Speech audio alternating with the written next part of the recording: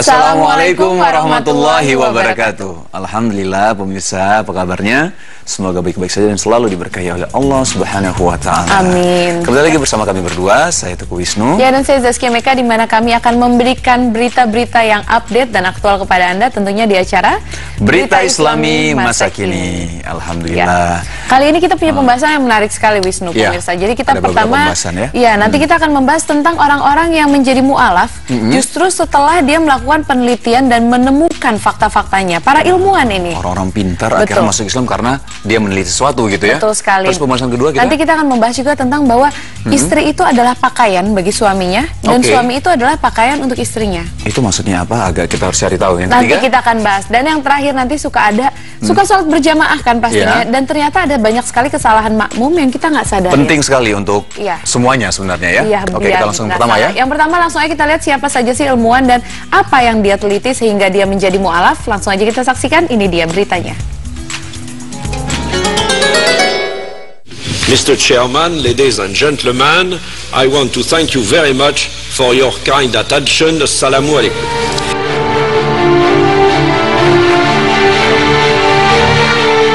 Menjemput Islam ilmuwan dunia.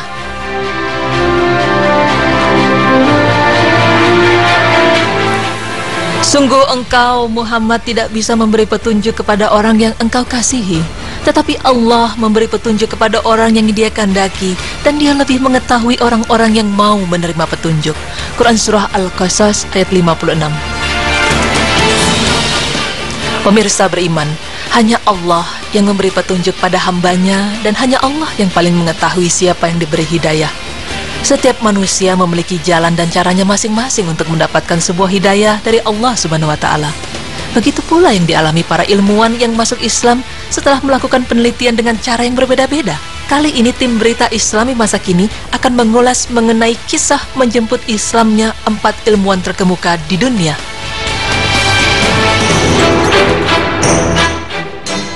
Yang pertama adalah Profesor Dr. Maurice Bucaille. Ia adalah ahli bedah ternama di Prancis dan pernah mengepalai klinik bedah di Universitas Paris. Kisah di balik keputusannya masuk Islam diawali pada tahun 1975. Pada saat itu, pemerintah Prancis menawari bantuan kepada pemerintah Mesir untuk meneliti, mempelajari, dan menganalisis mumi Fir'aun. Bucaille lah yang menjadi pemimpin ahli bedah sekaligus penanggung jawab utama dalam penelitian. Ternyata, hasil akhir yang diperoleh sangat mengejutkan. Sisa-sisa garam yang melekat pada tubuh sang mumi adalah bukti terbesar bahwa dia telah mati karena tenggelam. Jasadnya segera dikeluarkan dari laut dan kemudian dibalsam untuk segera dijadikan mumi agar awet.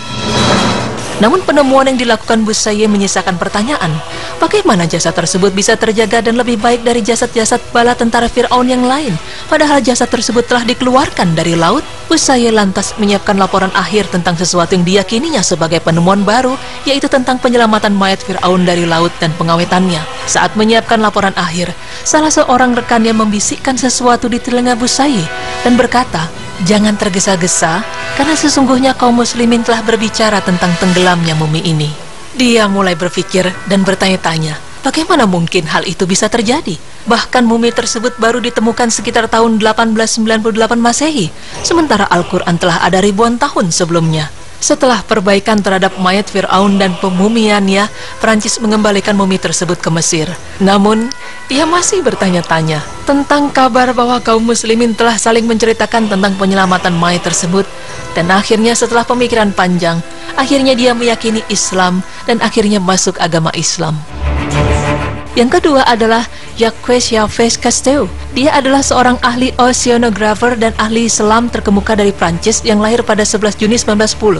Sepanjang hidupnya ia menghabiskan waktu dengan menyelam ke berbagai dasar samudra di seantero dunia dan membuat film dokumenter tentang keindahan alam dasar laut untuk ditonton oleh seluruh dunia.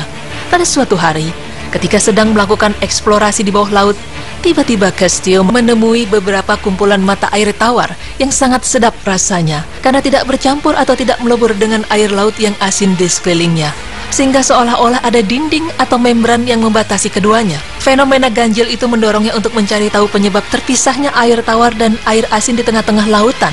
Sampai pada suatu hari, ia bertemu dengan seorang profesor muslim dan menceritakan fenomena ganjil itu kepadanya. Profesor tersebut lalu teringat ayat Al-Quran tentang bertemunya dua lautan. Dia membiarkan dua lautan mengalir yang keduanya kemudian bertemu. Antara keduanya ada batas yang tidak dilampaui masing-masing.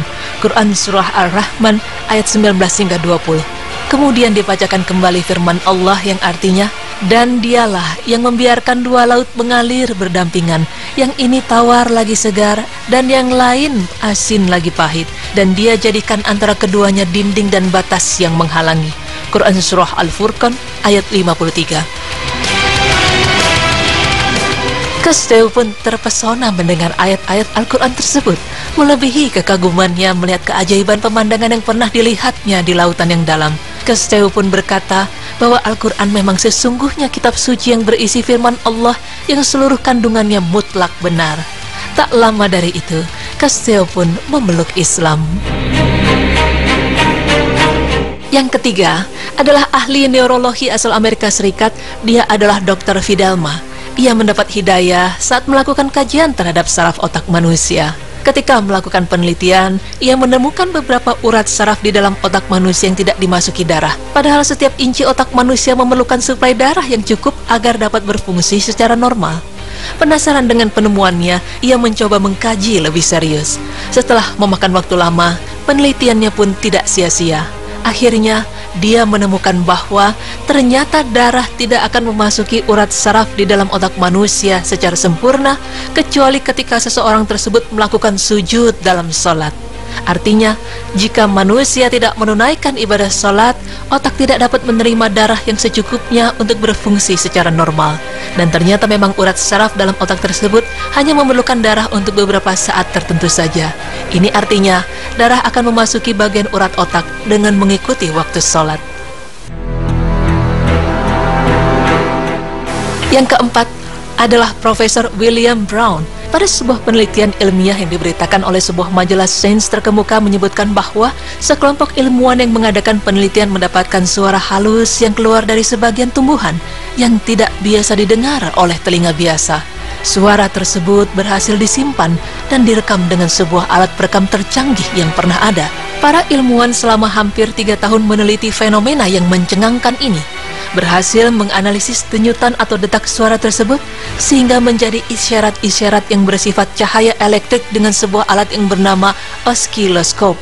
Akhirnya, para ilmuwan tersebut bisa menyaksikan denyutan cahaya elektrik itu berulang lebih dari 1000 kali dalam 1 detik. Profesor William Brown yang memimpin para pakar sains untuk mengkaji fenomena tersebut mengisyaratkan setelah dicapainya hasil bahwasanya tidak ada penafsiran ilmiah atas fenomena tersebut.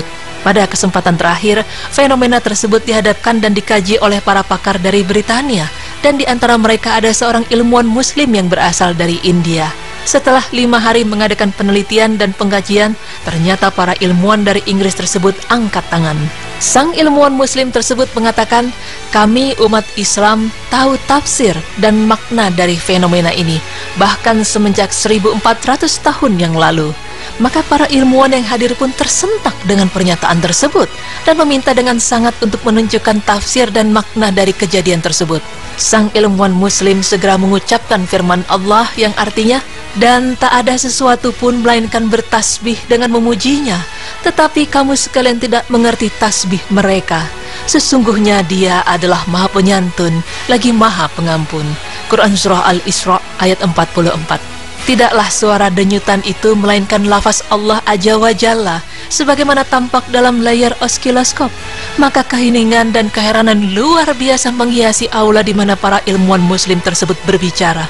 Selang beberapa hari setelah peristiwa itu, Profesor William berceramah di Universitas Carnegie Mellon. Ia mengatakan, dalam hidupku, aku belum pernah menemukan fenomena semacam ini selama 30 tahun menekuni pekerjaan ini. Dan tidak ada seorang ilmuwan pun dari mereka yang melakukan pengkajian yang sanggup menafsirkan apa makna dari fenomena ini. Begitu pula tidak pernah ditemukan kejadian alam yang bisa menafsirnya. Akan tetapi, satu-satunya tafsir yang bisa kita temukan adalah dalam Al-Quran. Hal ini tidak memberikan pilihan lain buatku selain mengucapkan syahadatain. Semenjak saat itu, Profesor William Brown pun masuk Islam.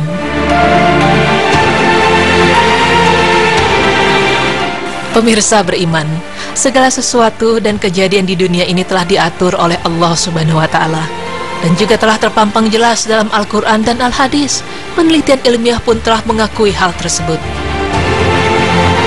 Semoga kisah dari para ilmuwan yang menjemput Islamnya dalam penelitian yang dilakukan tersebut dapat menjadikan pelajaran pada kita untuk meningkatkan keimanan kita kepada Allah Subhanahu wa Ta'ala. Amin ya Rabbal Alamin.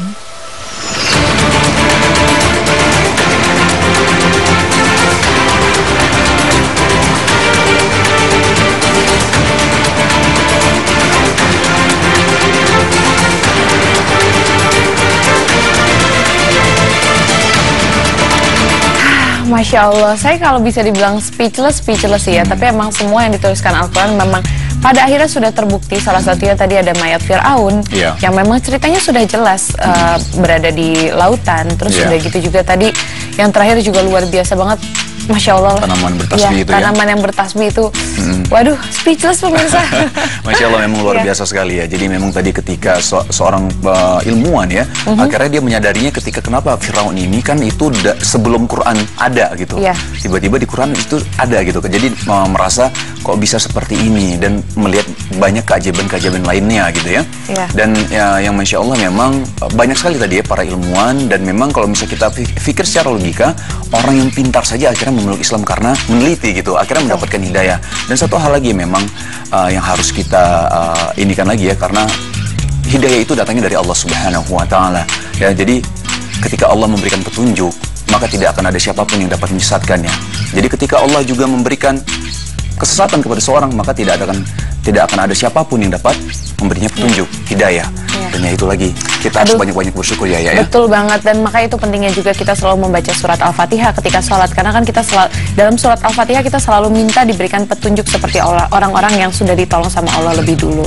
Nah baik pemirsa, setelah ini kita akan membahas tentang yang tadi, bahwa istri itu adalah pakaiannya suami, suami juga pakaian istri. Itu maksudnya pakaian ini atau sebagai apa? Ya, makanya nanti kita akan kupasnya lagi lebih dalam. Oleh karena itu jangan kemana-mana, tetap di Berita Islami masa kini.